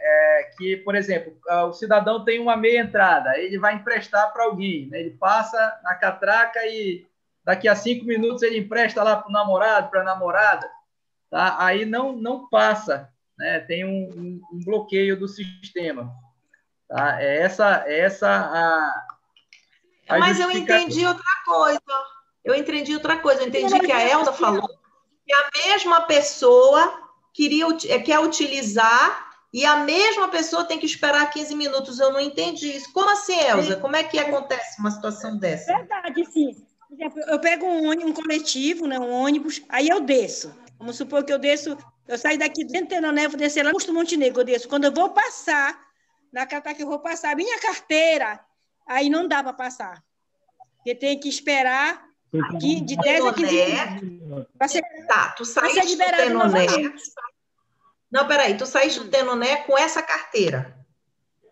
Saíste do Tenoné com essa carteira. Aí tu passaste. Aí, quando tu desceste para pegar o outro, tu vai passar de novo, aí não passa. Não passa, trava. A espera de 10 a 15 minutos para ser liberado para poder passar. Então, eu vou falar uma coisa para você. Esse sistema de bilhetagem, ele ainda não é o sistema BRT. Porque o sistema BRT, ele é integrado também à bilhetagem, entendeu? O que eu acho que acontece é que eles estão usando o sistema comum de bilhetagem, em que eles não estão preparados para uma integração entre as duas bilhetagens eletrônicas. Não sei se tu me entende. Então, quando tu passa lá, ele atribui a passagem. Mas como o sistema não tem uma integração eletrônica perfeita, que seria você só descer e passar no outro, então o que acontece? Tu só vai passar de novo a carteira porque não é integrado. Porque se fosse integrado, na hora que tu entrasse no ônibus alimentador, que tu chegasse lá no terminal para pegar outro ônibus, tu não precisava passar. Quando você vai, por exemplo, pegar um metrô em São Paulo, tu pega um metrô no terminal rodoviário, aí tu vai para o Butantã, tu vai descer na estação Ana Rosa, tu pega o metrô, tu compra o cartão, tu entra com o cartão, tu desce num lugar e depois tu sobe, tu não precisa fazer isso, só se tu sair fora do sistema. Se tu sair fora do sistema, aí tu precisa fazer a entrada de novo, entendeu? Então, o que eu estou imaginando é que nesse processo de integração, a integração ela não existe, a integração na questão eletrônica. Você passa, ele reconhece o bilhete, quando chega lá para entrar no BRT, tu tem que passar de novo, porque ele considera como se fosse um segmento de viagem, um novo segmento, e não como se fosse a continuidade da tua viagem. Porque esse sistema de bilhetagem de Belém, ele não é um sistema ainda de BRT. Ele é um sistema comum de ônibus, dessa bilhetagem que a gente faz, e que ele não faz a integração das duas viagens eletronicamente. Você precisa dar um gap, é como se você fizesse a viagem, descesse e fosse fazer outra viagem. Entendeu? Exatamente. Então, é isso que deve estar acontecendo. O sistema BRT não exige isso. O sistema BRT é direto. Integração, desce no terminal, pega outro e vai embora. Mas eu acho que também faz isso, sabe por quê, Elza? Porque ainda não está tendo a integração de fato. O ônibus vem e deixa vocês no meio da rua, entre aspas, no meio da rua, vocês descem, que poderia entrar qualquer outra pessoa que não viesse no teu ônibus. Poderia entrar qualquer um de qualquer outro lugar. Tu tá entendendo? Porque não é fechado. Não é fechado, é aberto fisicamente e é aberto eletronicamente. Eu acho que essa é a explicação que eu posso te dar. Professora Maísa, a discussão que a gente estava tendo aqui é em relação ao fato dele justificar que não existe tecnologia suficiente para fazer uma integração, não necessariamente o BRT, sim, mas entre os ônibus em si. Mas eles já gastaram muito dinheiro com... Existe. Pois é, a justificativa dele aqui é que não tem, não dá para fazer porque não sei o que, não sei o que, não sei o que, entendeu? Corrigindo. Não, eles estão errando na frase. Não é que não existe tecnologia suficiente, é que a tecnologia existente não é suficiente. Entendeu? Estou recuperando a frase. A tecnologia existente não é suficiente para fazer isso. Aí submete vocês a ter que fazer um trecho, depois descer. É como se o computador lesse que acabou a viagem, para começar outra viagem. Entendeu? Que aí eles validam numa segunda viagem. Tá entendendo? De 3 quarteirões só. Mas é como se você fosse fazer uma nova viagem. Aí tem que esperar um tempinho para que o sistema ele reconheça e admita que vocês podem entrar na outra viagem. Desculpa aí, Marcelo, só... isso. Não, tranquilo. O importante é a participação. Bom, então, pessoal, voltando aqui, né? Então, assim, a questão da integração, né, ainda não existe no sistema. A gente tem boa parte da tecnologia, pode precisar de um ajuste, uma atualização do software, mas e é uma diretriz, né, da política nacional haver a integração. Acho isso uma falha muito grande do nosso sistema. Tá? E a outra também da parte mais tecnológica é o seguinte, tá?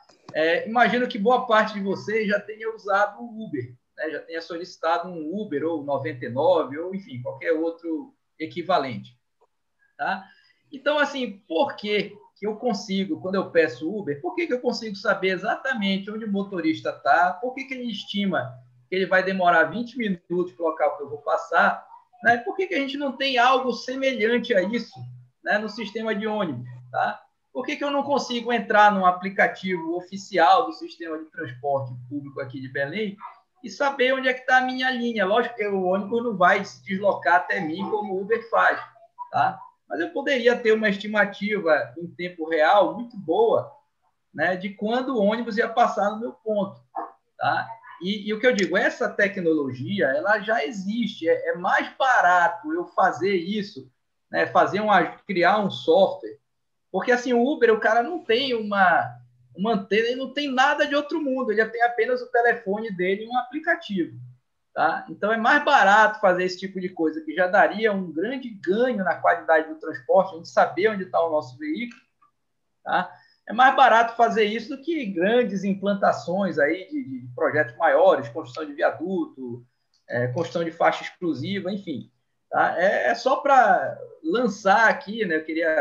A ideia aqui é exatamente isso, é dizer que hoje, né, a mobilidade e tudo está virando muito tecnológico, e a gente tem que olhar as experiências e tentar trazer para a realidade. Tá? Eu não vejo não sou da área, né, sou engenheiro, não entendo nada de programação aí de aplicativos, mas não vejo grande diferença de se converter esse sistema aqui de Uber para um sistema de transporte público, né, para o cidadão saber.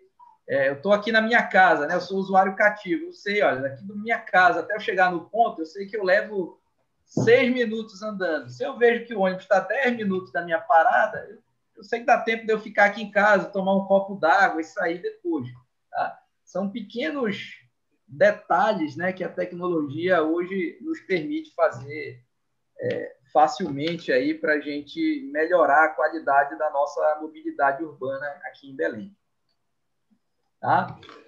Bom, e um último detalhe, né, que acho que seria mais o foco aqui, né, é que a mobilidade urbana ela é participativa.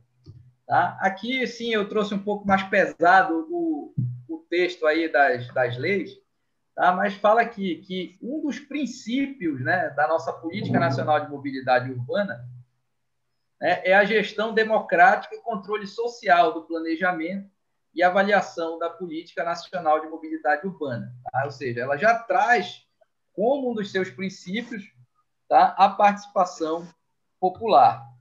E na mesma lei, lá no seu artigo 15, né, ela fala aqui, né, que a participação da sociedade civil nessas atividades, né, de planejamento, fiscalização e avaliação da política de mobilidade urbana, né, ela se dá por órgãos colegiados, por ouvidorias, por audiências e consultas públicas e também por procedimentos sistemáticos de comunicação. Tá? Eu estou passando, pessoal, um pouco mais rápido nesse texto, que eu pretendo disponibilizar aqui essa apresentação em PDF no grupo. Tá? Lá vocês podem ler com mais calma, ou mesmo acessar aqueles links das legislações. Tá? E também o Estatuto das Cidades, né, ela também ampara, né, que essa política urbana, né, e nessa política urbana está englobada a questão da mobilidade, né, essa lei aqui é maior, né, o Estatuto das Cidades, aquela outra era específica da mobilidade urbana. Tá? Engloba tudo isso. Ela engloba tudo isso. Tá? Então, ele fala aqui, ó, né, que a gente tem garantia, né, de direito a cidades sustentáveis, né? E o que é uma cidade sustentável? É quando a gente tem direito à terra urbana, moradia, saneamento ambiental, infraestrutura urbana e transporte, né? Por isso que eu destaquei ele aqui. E isso tem que ser feito através de uma gestão democrática, né? Por meio da participação popular e de associações representativas dos vários segmentos da comunidade na formulação, execução e acompanhamento de planos, programas e projetos de desenvolvimento urbano. Tá? Que interesse social, né? Na verdade. Sim, sim. Tá? Então, aqui nesses 3 slides, eu trouxe aqui, né, um pouco mais o texto específico das leis, mas a ideia é exatamente essa, né? A mobilidade urbana ela é participativa.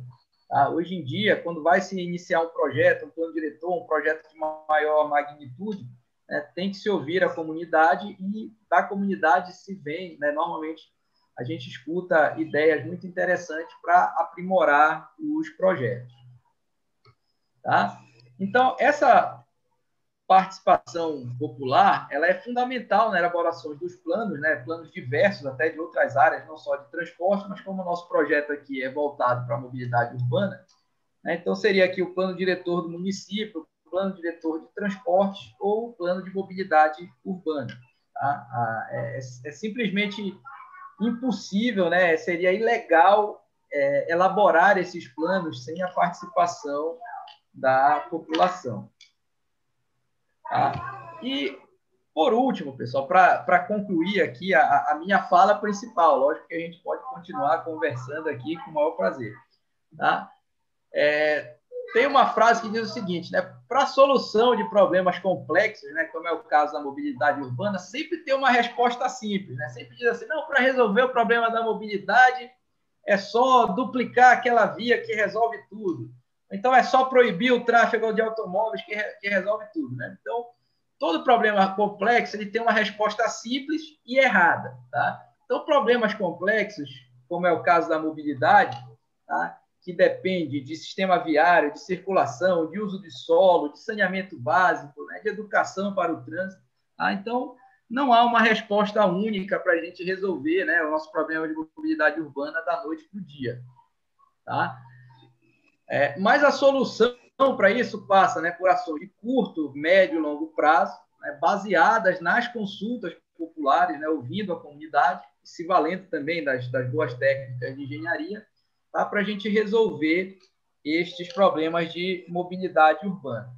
Tá? Então, lógico, a população quer ver os seus problemas resolvidos, né?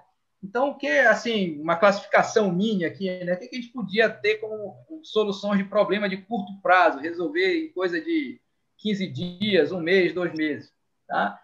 Problemas de sistema de circulação, então, falta de sinalização de via, pedir a implantação de um binário, ou proibição ou permissão de estacionamento, isso né, deveria ser uma coisa rápida, né, não tão muito burocrática. Tá?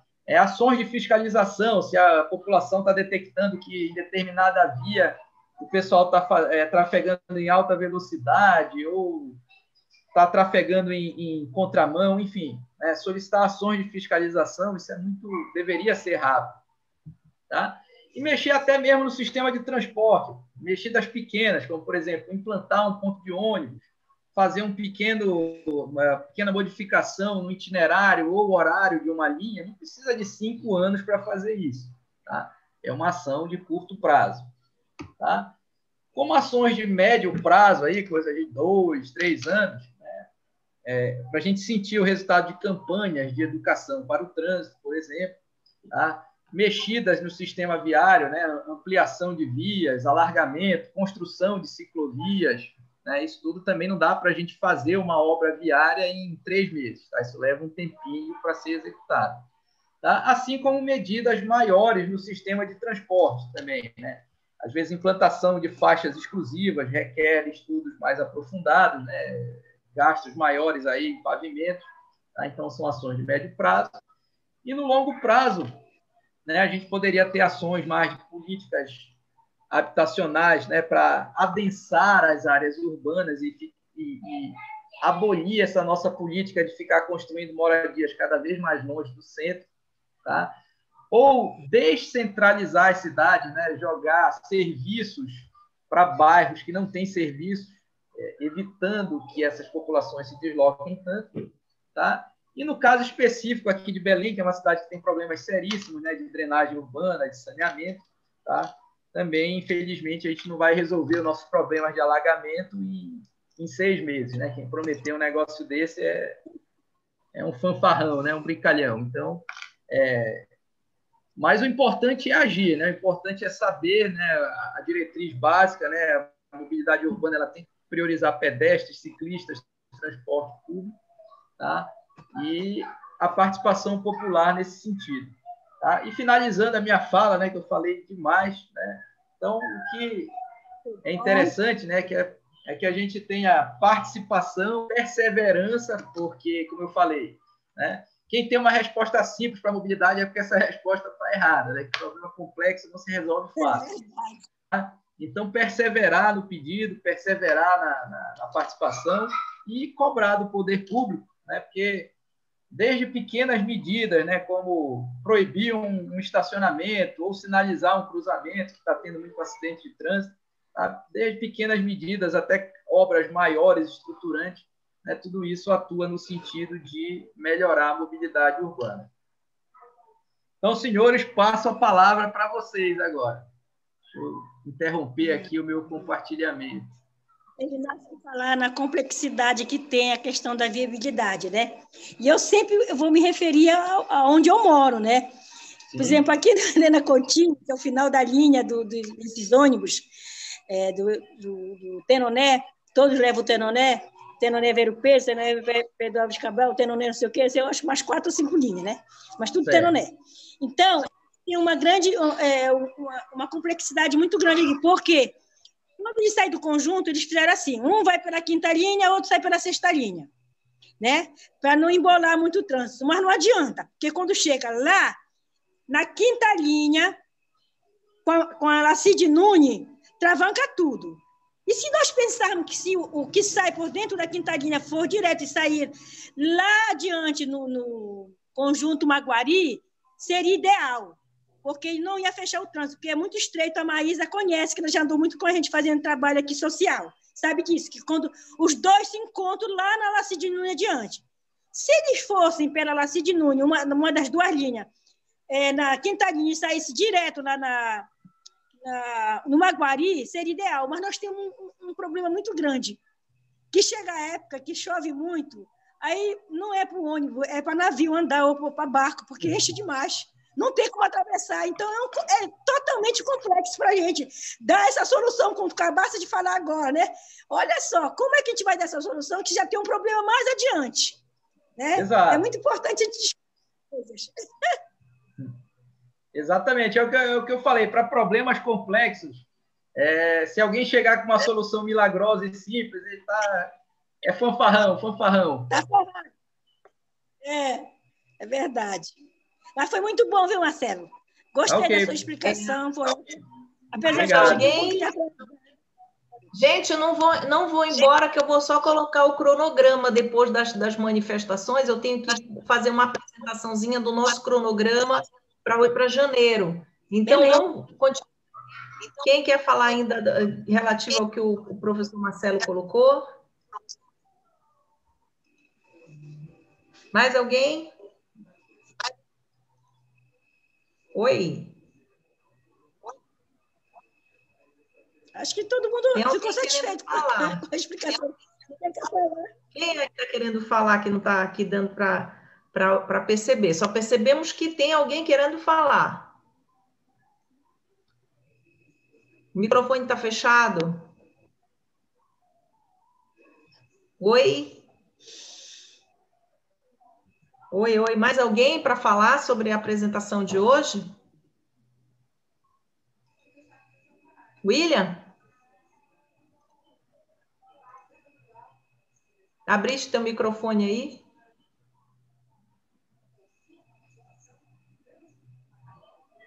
Não? Tá fechado. Fechado. Tá. Abre lá, William. Alguém quer falar? Oi?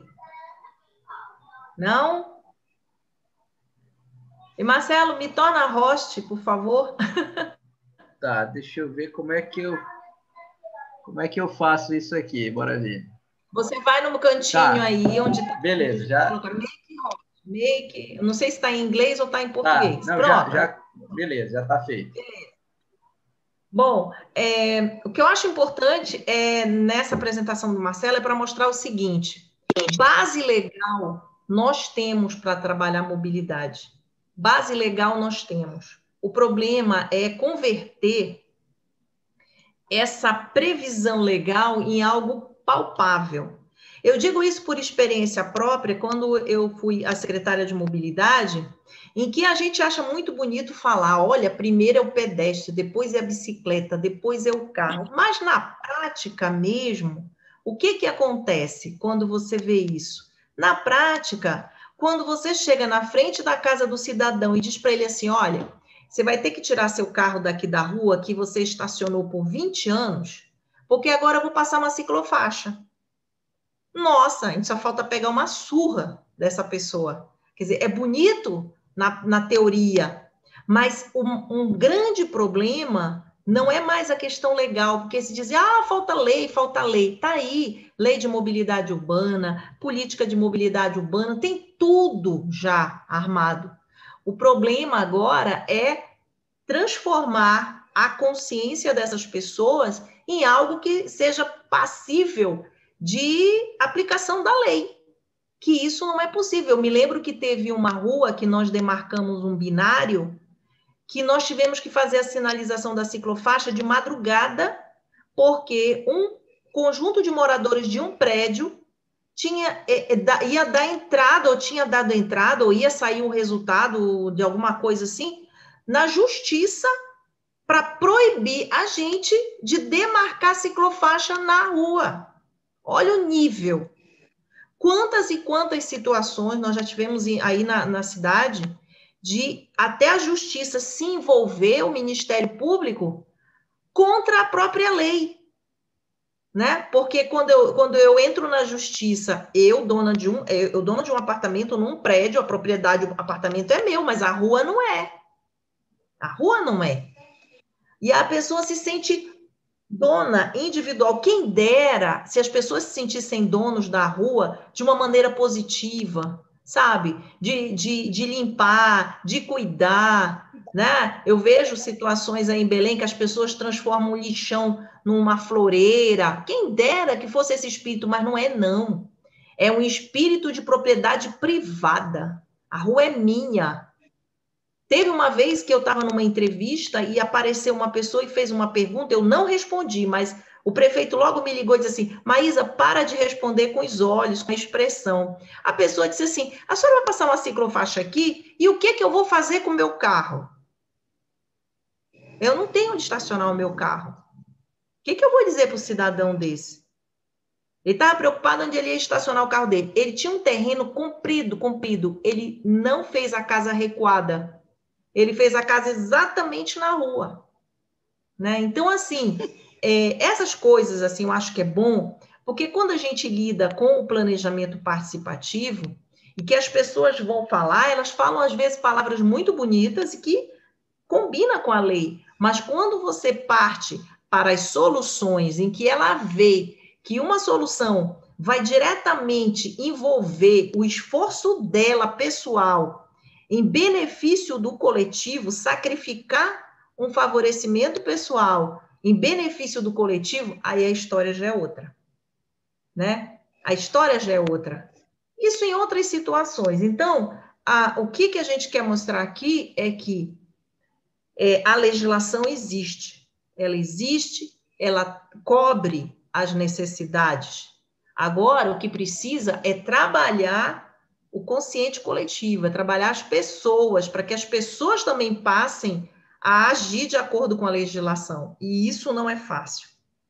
Isso não é fácil. A gente explicar essas coisas, a questão do ônibus aí que a Elza está falando, mexer nesse negócio é complicado, porque a gente nunca consegue agradar todo mundo. Mudar um ponto final já é um drama. Imagine mudar um itinerário. As pessoas não querem andar um quarteirão. Não querem andar um quarteirão, né? Querem tudo em cima. É muito difícil, né? E quando a gente está falando de planejamento participativo, viu, Elza, William, Alexandre, vocês vão encontrar uma discussão de grupo que vocês vão perceber nitidamente isso, em que a pessoa ela é rápida em falar aquilo que a incomoda em relação ao outro, mas difícil de aceitar quando o outro fala daquilo que ela faz que incomoda e também quando ela tem que abrir mão de determinadas regalias para poder, para o bem coletivo. A gente tem problemas, por exemplo, aí de estacionamento em cima de praça, acaba com as praças e estacionamentos, é um hábito. Tu vais mandar tirar, é uma loucura. As pessoas não querem tirar, querem que tu arranje vaga para o carro. Mas o carro não é problema da prefeitura. Cada um tem o seu carro, o carro é patrimônio pessoal. Agora, para tu explicares isso, que o carro é patrimônio pessoal, o carro é teu, não é da comunidade, é você que usa o carro é seu. Então, necessariamente, você teria que arranjar um lugar para estacionar o seu carro, para guardar o seu carro.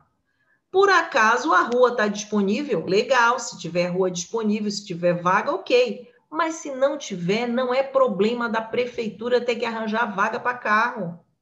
O carro já está dizendo, carro particular. Né? Então, é muito complicado você lidar com o ser humano, principalmente quando não tem esse amadurecimento, né, de cidadão, de responsabilidades. Eu vejo muito a nossa comunidade, ela é muito cheia de direitos, quando, na verdade, primeiro deveria se ensinar os deveres, né? Eu primeiro preciso saber os meus deveres, para depois cobrar os meus direitos. E as pessoas cobram muito direito sem praticar nenhum dever, né? Eu nunca vi alguém dizer assim, não, porque é o meu dever e tal coisa, não. Você vai reivindicar, é porque é meu direito, mas e o dever? Né? O dever que é importante em primeiro lugar. Enfim, mas é isso, estamos amadurecendo enquanto sociedade, há trancos e barrancos, há muita discussão, mas eu acho que é importante trazer isso para o planejamento participativo, em que vocês, nessas discussões que vão ter, e agora a gente está entrando aí numa gestão que foi a gestão lá atrás que lançou, na época da entrada do planejamento participativo em Belém, a Elza sabe disso, porque é daquele tempo, e eu imagino que agora vai ser tudo participativo, Elza, tudo vai ter participação, eles vão tentar puxar essa participação para tudo. E eu acho que é legal vocês estarem nesse projeto, porque vocês estão se preparando para participar dos fóruns e tudo mais com conhecimento, né? Que é uma dificuldade que a gente tem nesse planejamento participativo, é que as pessoas estejam com conhecimento da causa e saibam realmente o que elas estão fazendo ali,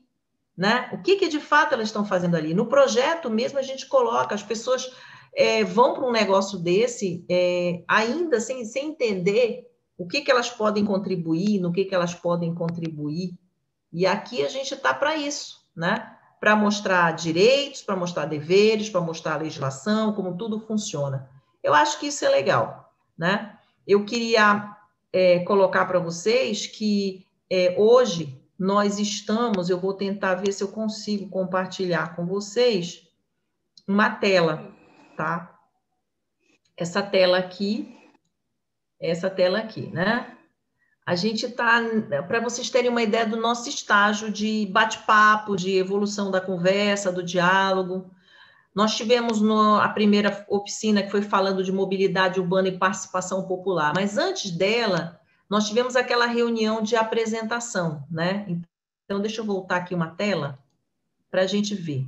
O projeto está aqui com 6 metas. A primeira meta é formação e alinhamento dos participantes. Isso aqui a gente está nessa fase aqui. Seleção da equipe, apresentação do projeto e 2 oficinas virtuais. Hoje foi a última, né, das 2. E aí, troca de experiências, de ideias aqui em dezembro. Aí, quando nós entrarmos em janeiro, nós continuamos com as oficinas. Vamos ter meta 2, meta 3, aqui a parte de oficinas. Sendo que ainda em janeiro, nós vamos lançar uma pesquisa que vocês vão aplicar, que é para fazer a de diagnóstico, que vai ser em março. Mas voltando um pouquinho aqui, nós tivemos, então, a oficina aqui, falando de mobilidade urbana e participação popular. Hoje, legislação e instrumentos normativos da mobilidade urbana. Eu espero que vocês tenham entendido, né? E agradeço ao professor Marcelo por ter se dedicado a preparar essa apresentação, gostei bastante informação, bastante rica. Ele tentou ao máximo que vocês interagissem, mas eu acho que houve uma interação, houve uma conversa, eu vi bastante gente aí se manifestando, né? Aí a gente vai dar aqui uma parada para 3 de março, eu vi até a professora aí, a Michele, 3 de março, não, desculpa, na oficina 3, terceira oficina, que é Cidadania e Participação Popular, que vai ser no dia 7 de janeiro. 7 de janeiro, Cidadania e Participação Popular, tá?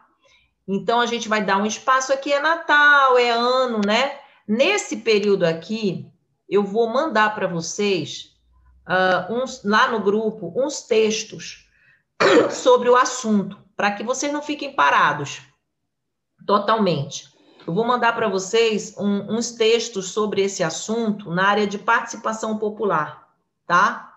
Então, nesse período aqui, vocês vão ficar de recesso, a gente vai ter um recesso, mas eu vou puxar para vocês aqui uma leitura, tá? Uma leitura aqui nesse período. Eu espero que vocês possam fazer essa leitura para a entrada da oficina da professora Michele, aí, envolvendo cidadania e participação popular, junto com a professora Marilza. Então, a próxima oficina será 7 de janeiro, e entre hoje e 7 de janeiro, nós estaremos mandando uma tarefa para vocês aí de leitura, tá bom? Tá. E dia 4 nós teremos já uma sobre o próprio processo de coleta de informações para o planejamento participativo, em que eu vou estar junto com a professora Michele nessa oficina, 14 de janeiro. Quando for 20 de janeiro, entra a professora Patrícia Fraga, da Baiome, falando sobre autoconhecimento e empoderamento. O professor Rui entra no dia 27 de janeiro, sobre estruturação espacial e gestão da mobilidade urbana. Depois teremos plano de mobilidade urbana em fevereiro. Aqui já não está a data, mas já tem uma data, se não me engano é 4. É porque esse meu quadro está desatualizado, mas o que eu mandei para vocês, que tem a apresentação, está atualizado. Que aí já vamos ser o professor Renato está com um probleminha de saúde, talvez ele não vá participar, tá? E estudos de caso, né? Que aí entra aí a Filipa também, e, enfim, o que a gente puder explorar de situações de plano de mobilidade urbana. Ainda vou ver um pouco mais. Então, essa é a nossa programação, tá? A gente vai levar isso até março, se Deus quiser, até abril, né? Abril, maio, junho.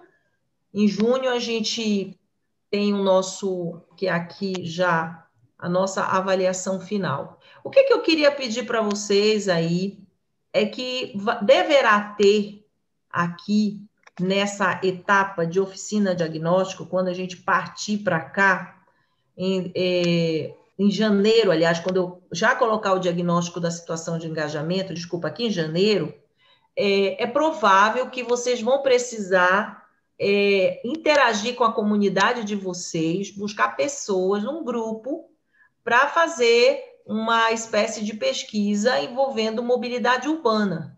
Então, seria muito interessante se nesse período agora, de amanhã até o dia 7 de janeiro, vocês já procurassem montar um grupo, porque vocês vão aplicar um questionário.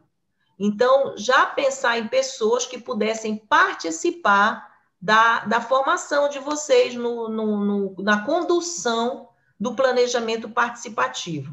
Aí vocês vão me perguntar quanta gente. Olha, não pode ter aglomeração, né? Então, procurem aquelas pessoas que vocês já costumam trabalhar na comunidade. Eu acho que até 10 pessoas, tá? Para fazer esse trabalho, eu acho que é uma boa, até 10 pessoas, porque também aí no Brasil nós estamos com um problema também em relação ao Covid, né? Então não adianta também querer encher muito. E aí seriam 10 pessoas de um contato mais próximo. Agora, se vocês tiverem possibilidade, porque esse questionário ele vai ser eletrônico, de vocês espraiarem isso, né? Colocar isso para o máximo possível de pessoas no meio virtual, ou seja, você teria um grupo presencial para discutir o questionário e fazer depois o prognóstico, um grupo menor, e poderiam fazer a pesquisa do questionário, que vai ser um questionário eletrônico, tipo aquele que vocês fizeram a inscrição, tá? Vocês jogariam para o máximo dentro da comunidade. Quem tiver um celular e puder receber esse formuláriozinho, vai poder fazer a pesquisa. Então, acho que seria mais ou menos isso, um núcleo menor para trabalhar os resultados dessa experiência e, inclusive, a questão do próprio seminário final, né, com o prognóstico, e disseminar essa pesquisa ao máximo possível dentro da comunidade, o maior número de pessoas que vocês puderem envolver. É isso. Então, já estou deixando essa missão, vocês já sabem que vão ter que envolver a comunidade de vocês, né, nesse processo, conhecidos, amigos, pessoas que vocês conhecem, né, que vocês têm essa rede de relacionamentos, quer dizer, vão precisar dessas pessoas para desenvolver essa atividade, tá bom? Ok, professora, tá bem. Tem alguma pergunta? Professor Marcelo, pode ainda falar aí, professor. Ok, mas está aqui para ligar o microfone. Bom, espero que vocês tenham gostado da palestra. Eu acabei de disponibilizar os slides no grupo, né? Para quem quiser ler com calma, ver lá os links para a legislação, que foi a opção que eu tomei, né? Que se ficasse falando só sobre legislação, eu acredito que ia ficar um pouco chato, né? Então, eu acho que priorizei a questão da importância da mobilidade, quais são os grandes eixos, né, que essas legislações indicam, e a importância da participação. Então, espero que vocês tenham aproveitado aí não só a minha, como as duas anteriores, né, que já tiveram, da apresentação da professora Marilza, e vamos lá, né, vamos fazer essas pesquisas que a Maísa falou e fazer um trabalho bem legal. E no mais, queria desejar para vocês aí boas festas também, que acho que a gente só vai se falar pelo Zoom de novo em 2021, né? Eu queria também sugerir, professor, que você colocasse dentro do grupo a legislação, a lei de mobilidade urbana, se você tiver em PDF, esse tipo de... a base, né? A base Sim. que você colocou lá. Ok. A lei, eu acho a 12.000, né? Aquela 12.000. Sim. Eu acho que seria interessante. Tenho sim. Colocar lá para quem quiser ler em detalhes a legislação, né? Quem ter essa legislação na mão, essa informação, tá? Beleza, passo sim. Considerações finais, antes do Natal e do ano. Quem quer aí falar para a gente finalizar?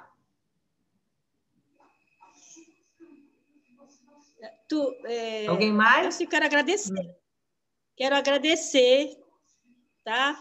Pela essa participação que eu tive. Eu acredito que eu aprendi muita coisa, né? Eu voltei a estudar de novo, né, que eu estava parada, porque eu pesquiso, quando ele colocou à tarde, o Marcelo colocou, eu fui para o computador, fui estudar, fui ler a lei, né? Não tô apta bem, mas já deu para eu voltar de novo a estudar, porque eu gosto de realmente, quando eu vou discutir alguma coisa, eu tenho que ter pelo mínimo de base para me discutir, para me responder, para me interagir com quem está dando, com o palestrante, né? E isso aí é muito bom, porque está um pouquinho parada, né? Para quem gosta de ler, para quem... Você fechou aqui o teu microfone. Você fechou o teu microfone. Oi. Oi. Elza, o teu microfone. Abre o teu microfone. Microfone fechado, Elza. Não estamos te ouvindo. Microfone está fechado. O teu microfone está fechado. Oi, Elza, o teu microfone fechou. A gente não ouviu metade do que tu falaste. Agora, teu microfone está fechado. O finalzinho aí você falou, a gente não escutou. Quem? Ah, não, eu só agradecer. Agradecer a Maísa, os palestrantes, né? Estiveram conosco, nos apoiando aí, fazendo todo esse trabalho conosco. Foi muito bom. Foi muito bom. Isso só vem a crescer na nossa profissão, né? Como eu sou educadora também, estava um pouco parada, e me forçou a estudar, me forçou a pesquisar. É muito importante isso, para mim, pelo menos eu acho que é muito importante. Para mim, não só para mim como pessoa, mas para mim como cidadã, como liderança comunitária que sou, porque é uma coisa que eu discuto, eu vou com as pessoas, olha, eu estou participando disso, isso assim, está sendo muito importante, porque eu estou aprendendo muita coisa, né? Então, eu estou muito satisfeita, sabe, com essa experiência nova que eu estou tendo. Eu quero desejar a todo mundo um Feliz Natal e um próspero Ano Novo 2021, que a gente tire essa pandemia da nossa vida, que atrapalhou muito esse ano a gente, né? Atrapalhou muito. Que todos estejam com bastante saúde em 2021, a todos. Viu, Maísa? Não esquece de mostrar o cronograma para nós aí no grupo, tá bom? Mostrar o quê? Mostrar o quê? Não esquece de enviar esse cronograma, esse cronograma que acabou de fazer, de 2021 para nós. Tá. Mando. E assim, hoje a gente teve um conjunto de pessoas que não puderam entrar, tiveram problemas na internet, a Zel, eu não poderia deixar de falar, a Torres, a Lucidéia, a Nádia, tá? Teve a Nádia também, mais pessoas aqui falando, né? No primeiro momento também o Jairo teve, o Jairo teve problema para entrar. Coisa que acontece, né? A Sami também, enfim, por isso que a gente tem gravado e tem passado para que as pessoas não percam o ritmo, né? Porque perder até desanima a pessoa. Então, a gente tem tentado, a gente sabe que depende da tecnologia e nem sempre é possível, tem tentado manter o pessoal junto. A Zel está aqui, a Zel entrou agora recentemente. Para poder a gente manter vocês, para que a gente consiga caminhar junto aí numa expectativa em torno de 15 pessoas, hoje nós tivemos aí um pouco mais de 10 pessoas, para a gente poder estar junto fazendo esse trabalho até o fim, tá? Então, não desanime, 7 de janeiro vamos voltar, até 7 de janeiro vamos mandar material para vocês aprenderem mais, para vocês apreenderem mais, porque eu sei que vocês sabem bastante também, e vão logo pensando numa comunidade aí que vocês vão precisar dessas pessoas para fazer diagnóstico e prognóstico de mobilidade urbana. Então, comecem logo já aos contatos aí, olha, eu participar do projeto, eu preciso da ajuda de vocês para a questão da minha formação, e vocês vão poder participar e fazer uma coisa verdadeira mesmo, que saia um resultado legal, tá bom? Enfim, para todos eu quero agradecer, vocês todos são muito importantes, vocês não têm ideia como foi tão importante para mim que vocês tenham continuado com a gente, né? Passado essa fase de campanha, que vocês tenham aceitado, toparam, né, participar desse projeto. Foi muito importante para mim, vocês não têm ideia. E eu desejo a vocês um Feliz Natal, um ano muito bom, que a gente possa realmente superar essa situação que a gente está vivendo, né, passar por esse caminho, que está nas mãos de Deus, a nossa saúde, a nossa vida, nada acontece sem a permissão dele, tá? Então, que Deus possa abençoar todos vocês, no trabalho de vocês, na vida de vocês, cada vez mais, e que a gente possa viver esse projeto até o fim. Eu possa estar tendo esse prazer de encontrar vocês aqui até o fim dele.